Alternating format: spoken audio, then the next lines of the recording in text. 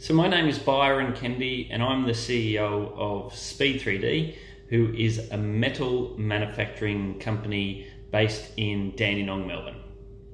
The innovation we submitted for this award was an expeditionary metal 3D printer.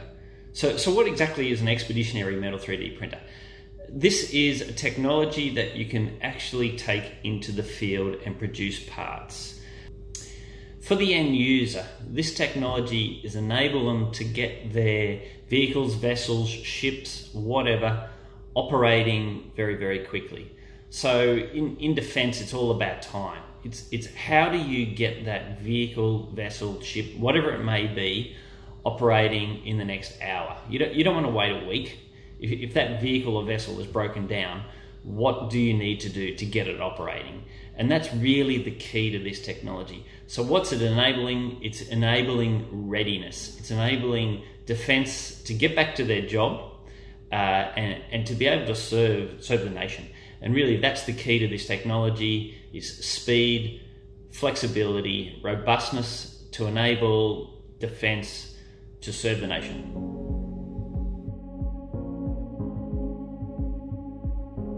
I'm Lieutenant Colonel Kane Wright, Commanding Officer of the 1st Combat Service Support Battalion. Over the last few months, the Australian Army have been conducting the world's first field trials of a warp speed 3D metal printer.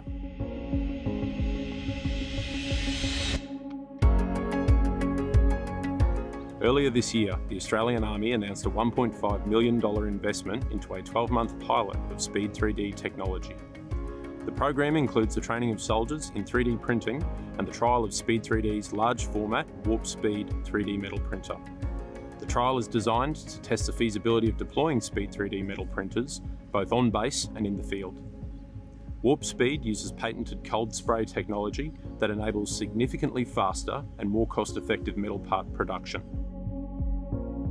Developed in Australia, the printer is capable of printing large metal parts up to 40 kilograms at 100 grams per minute.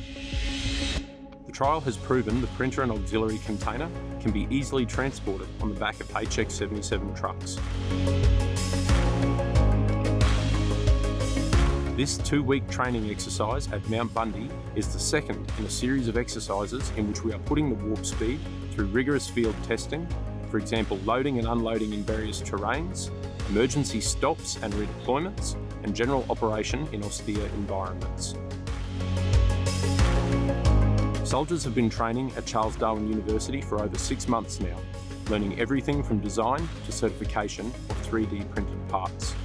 They have produced over 50 case studies of parts that can be replaced in the field with metal 3D printing. As an example, here is one of the parts produced today, a bulk fuel module mounting bracket which enables safe operation of manual fuel pumping. This part was designed by one of our trained soldiers and is able to be printed, heat treated, machined, tested and put to use here in the field. The ability to print repair parts in a deployed environment will significantly reduce our footprint and repair damaged equipment on the spot to get us back to our main priority. The team that worked on this project was from a vast array of Spee3D's members. So this includes our metallurgists, our engineers, even our marketing people. And we took them into the field with Army to actually prove the technology out. For Spee3D, the Darwin team is critical to the success of this project. It is really interesting, people ask, why have an office in Darwin? Well, it is having that office in Darwin enables us to serve defence directly. There is a big defence presence in Darwin, and it's a fantastic place. We're able to get access to defence, we're able to get access to the government, we're able to get access to industry in a one-on-one basis in Darwin. Now, there's probably nowhere else in Australia, maybe nowhere else in the world that you can actually do that. So having that office, having that presence in Darwin was really critical to the success of Spee3D and of this project. The future for 3D printing in defence is all around expeditionary 3D printing. And that's really focusing on Army, Navy and Special Forces. Air Force, of course, is the other discipline. And really in Air Force, it's more challenging and more time consuming to get those parts onto planes. So our focus is really around helping Army and Navy, and also in the Air Force, it's around the ground support equipment. So it's certainly another market, and it's the next one for us to tackle. But really, it's about serving defence at the point of need, and that's really on the front line. That is the future of 3D printing for defence, and really that is our focus.